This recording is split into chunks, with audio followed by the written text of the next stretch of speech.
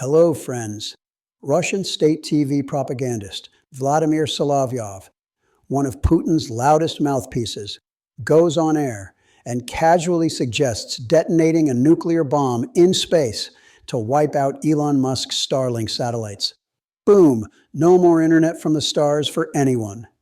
And he says it with a straight face, like it's just another Tuesday in Moscow. This happened just yesterday, on February 1st, 2026, during his primetime show on Russia 1. Folks, this isn't some fringe conspiracy theorist. This is Kremlin-approved rhetoric, and it's got the world buzzing. But why now? What could happen if they actually tried it? And what are the insane consequences for us here in the States? Solovyov, this fiery TV host who's been spewing pro-Kremlin talking points for years, sitting in a studio that looks like a Soviet-era command center. He's ranting about how SpaceX, that's Elon Musk's company, is blocking Russian forces from using Starlink in Ukraine. For context, Starlink is that constellation of thousands of satellites beaming high-speed internet from low Earth orbit. It's been a game changer for Ukraine since the war started in 2022, helping their military coordinate drone strikes, communicate on the front lines, and even keep civilians online during blackouts. But reports have surfaced that Russian troops have been hacking into it too, using pirated terminals to guide their own drones and Shahed missiles. Well, Musk and SpaceX aren't having it. Just recently, they ramped up restrictions.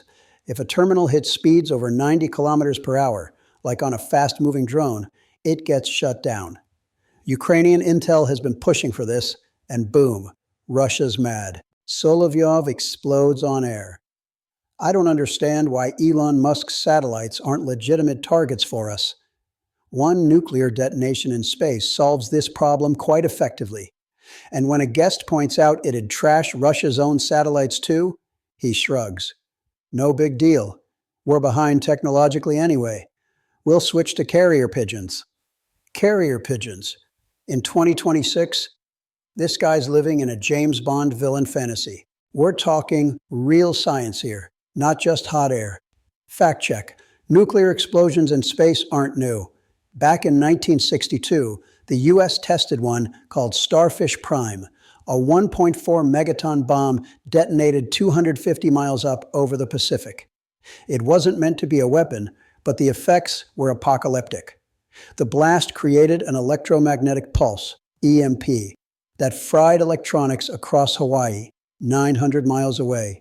Streetlights blew out, burglar alarms went haywire, and phone systems crashed.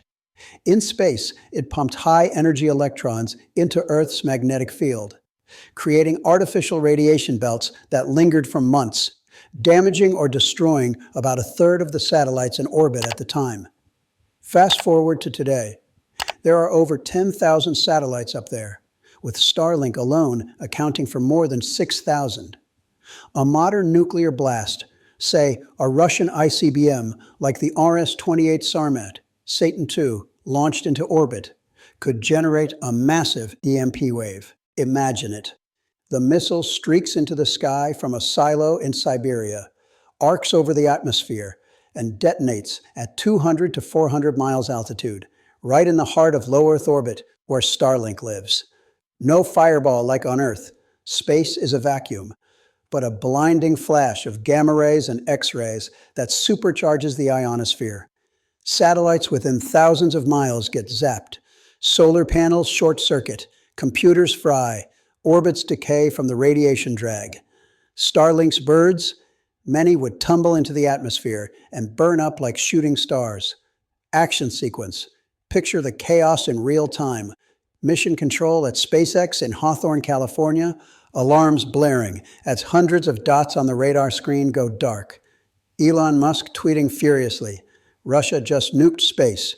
Game over." But here's where it gets thrilling and terrifying. What could happen next? This isn't a targeted strike. It's a scattershot apocalypse. The EMP wouldn't discriminate. It could knock out GPS satellites. We rely on those for everything from Uber routes to military precision strikes. Communications birds for TV and cell phones. Even weather satellites that predict hurricanes. In the U.S., Blackouts could ripple across power grids if ground-based systems get induced currents. Remember how Starfish Prime lit up the sky with auroras visible in Honolulu? Now scale that globally. Russian satellites? Gone too. Their GLONASS system, their GPS equivalent, would be toast, crippling their own military ops in Ukraine. And the debris? Oh man, that's the plot twist. A nuke in space could shatter satellites into millions of fragments, creating a Kessler syndrome cascade, like in the movie Gravity, where debris chains react and turns orbit into a deadly junkyard. No more safe launches for years.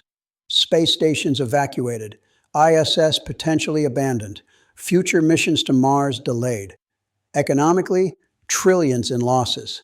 Starlink's outage alone could disrupt global internet for remote areas, shipping logistics, and even stock trading. Ukraine? They'd lose a key edge, but Russia shoots itself in the foot too. And us Americans? Your Amazon deliveries delayed, flights grounded, ATMs offline. It's Mad Max meets the day after tomorrow. Let's dig into the consequences. This is where the analysis gets deep and keeps you hooked. Legally, this would violate the 1967 Outer Space Treaty, which Russia signed, banning nuclear weapons in orbit. It'd be an act of war against the world, not just Musk. NATO's response? Article 5 could trigger if it affects allies. Think US bases losing SATCOM. President Trump, assuming he's in office, might hit back with cyber strikes on Russian infrastructure or ramp up arms to Ukraine.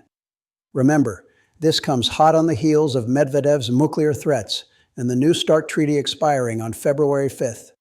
No arms control means escalation city. Environmentally, space becomes a radioactive no-go zone.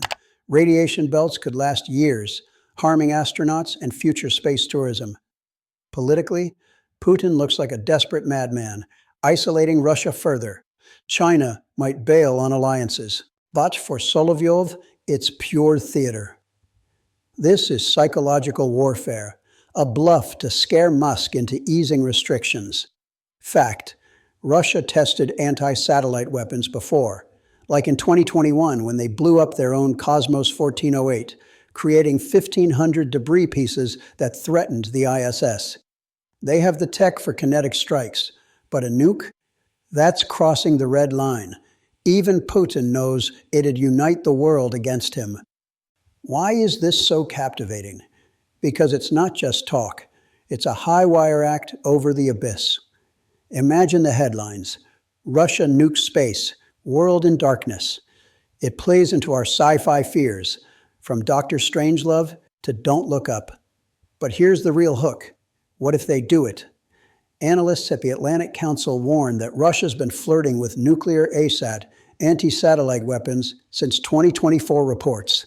Their Cosmos 2553 satellite was suspected as a testbed, though inactive now. If triggered, it could be day zero for space. As U.S. Space Force Chief General Saltzman calls it, no more relying on orbits for defense. For America, this means accelerating alternatives. More ground-based lasers to zap threats, diversified constellations like Amazon's Kuiper, or even arming our own sats. Trump might love a Space Force showdown. Remember his push for it? But the stakes? A new arms race in the stars, costing billions while we deal with inflation at home. Friends, this Solovyov rant is a symptom of Russia's desperation. Their drones are failing, front lines stalling, and Musk's tech is tilting the scales.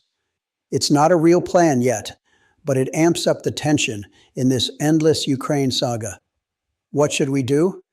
Push Congress for tougher sanctions on Russian space tech, back Musk with federal contracts, and rally allies to condemn this nuclear saber-rattling.